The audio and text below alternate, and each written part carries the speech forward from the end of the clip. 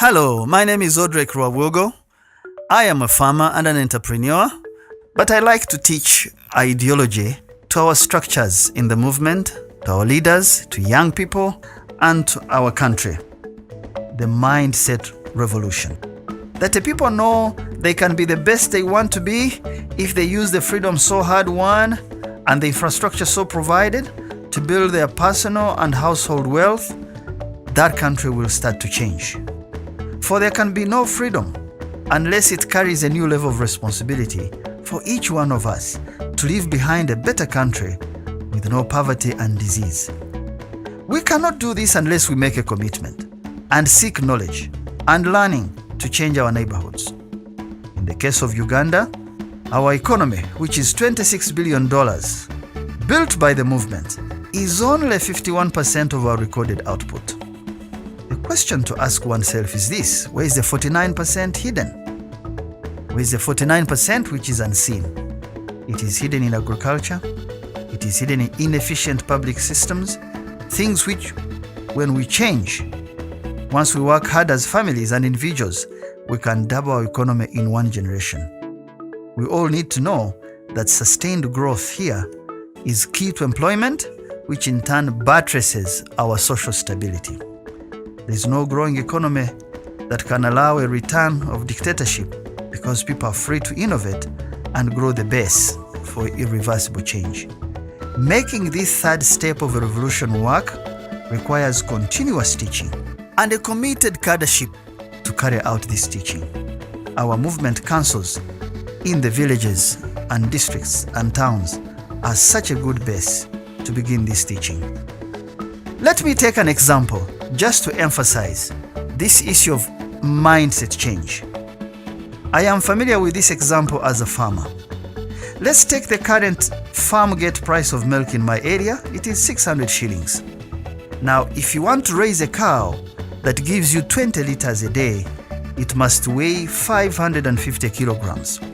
And you must feed it with the following: something called lab, we call it echikamba in Runyakitara, for protein infusion.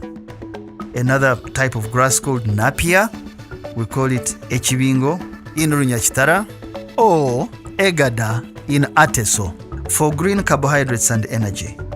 You must feed it with Rhodes grass for hay. You must also feed it with something called central sema, which is a legume, or what we know as butterfly pea, which has a lot of calcium for the cow.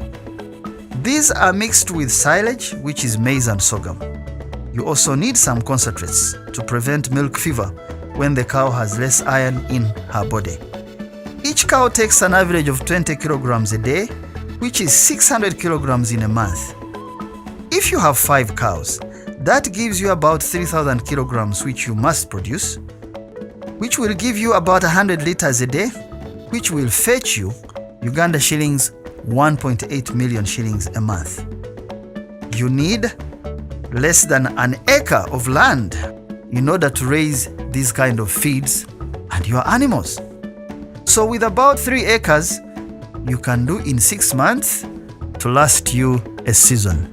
Each cow will give you an average of 360,000 shillings a month, and even all costs combined, you will not spend more than 15% in management, in cattle acaricides, drugs and other incidentals to keep you hard. This income is very good. Once you have this income, you are able to benefit from the peace that has been created, from the roads, from electricity, the things that we saw that are done under the second phase called economic revolution. Now let me also warn you, if you are a farmer, make sure you have good genetics, good feeds, you have a good herd and general farm management.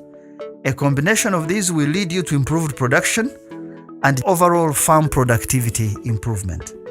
All of us, as farmers, doing this means that a community has a large raw material base which attracts processing and value addition. This, as you know, affects many other things positively. A community will eventually be industrialized and our country will tremendously change. I can give you an example of a district called Kanungu in southwestern Uganda, where tea has been introduced by the movement as one of the main commodities. I happened to meet one of my friends, Father Louis Turyamureba, who comes from a parish called Machiro, who together with his friends have 700 acres of land. They have planted 2.1 billion Uganda shillings worth of tea seedlings given by NADS. They now have 200 workers on site and they earn 60 million shillings a month. And what more? There is low crime rate here, more than the entire region combined, and there are now 6 factories that have been attracted to this raw material. That means that part of Uganda will tremendously change because of mindset change. I thank you.